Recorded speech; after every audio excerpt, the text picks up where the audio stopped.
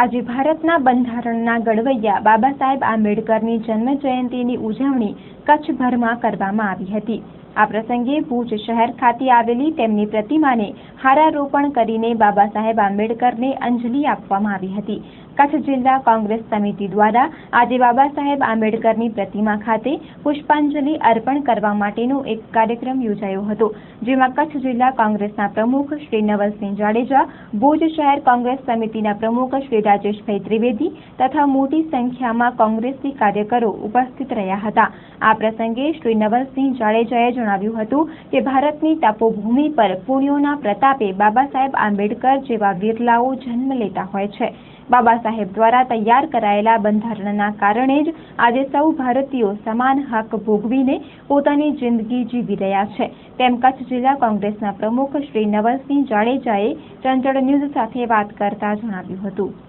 આ દેશના આઝાદીના ઘડવૈયા અને બંધારણના ઘડવૈયા એવા બાબા સાહેબ આંબેડકરને જન્મ જયંતિનો આજ દિવસ છે। બાબા સાહેબ આંબેડકરના જન્મને 124 વર્ષ પૂરા થઈ અને આજે 125મો વર્ષ જ્યારે શરૂ થઈ રહ્યો છે, ત્યારે આજના દિવસે આ દેશ ઉપર કુદરતે કોઈક મહેર કરેલી અને આ બાબા સાહેબ આંબેડકરનો જન્મ થયો। ખરેખર યુગ પુરુષ તો છે જ, પણ હું તો એમ માનું છું કે પરમાત્માનો એક આત્મા આ દેશમાં જ્યારે જન્મ્યો ત્યારે ઘણા બધા દેશો લોકશાહી પ્રક્રિયામાં જોડાયા। આઝાદ થયા પછી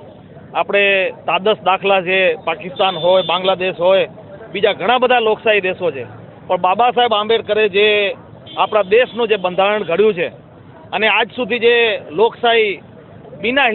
હિચક જે આપણે આઝાદ ભારત તરીકે જે લોકશાહીમાં આપણે જીવી રહ્યા છીએ, એ દેન માત્ર ને માત્ર બાબા સાહેબ આંબેડકરની છે। એ જમાનામાં એક દલિત પુત્ર તરીકે આટલું ઉચ્ચ શિક્ષણ મેળવી અને ખરેખર આ દેશમાં આટલું મોટું યોગદાન આપવું, અને હું તો એમ કહું છું કે દલિતો માટે તો ભગવાન સમાન છે કે ખરેખર જે રીતની વર્ણ વ્યવસ્થા હતી ને વર્ણ વ્યવસ્થામાં જે રીતે એમણે દલિતો માટે જે કામ કર્યું અને એમના જે વિચારો હતા, આજ પણ ખરેખર એવા આપણે કોમ્પ્યુટર યુગમાં છીએ, પણ કોમ્પ્યુટર યુગમાં પણ એની બુક્સ વાંચ્યા પછી આપણને એમ થાય કે ખરેખર આ એક ઘડવૈયા, એક પરમાત્માનો આત્મા જ કહેવાય કે જેની પાસે આવા વિચારો હતા અને એ વિચારોને મૂર્તિમંત કર્યા છે। એટલે આજના પ્રસંગે અમે શ્રદ્ધાસુમન આપીએ છીએ અને બાબા સાહેબને યાદ કરી અને આ આખા વર્ષ દરમિયાન ગુજરાત કોંગ્રેસ સમિતિ દ્વારા જે કાર્યક્રમો જાહેર કર્યા છે એ આખા વર્ષ દરમિયાન કચ્છ કોંગ્રેસ કાર્યક્રમો કરશે। ફરીને આ બાબા સાહેબને શ્રદ્ધાંજલિ અર્પી અને ફરીવાર યાદ કરીને હું એમ કહીશ કે આવા યુગ પુરુષ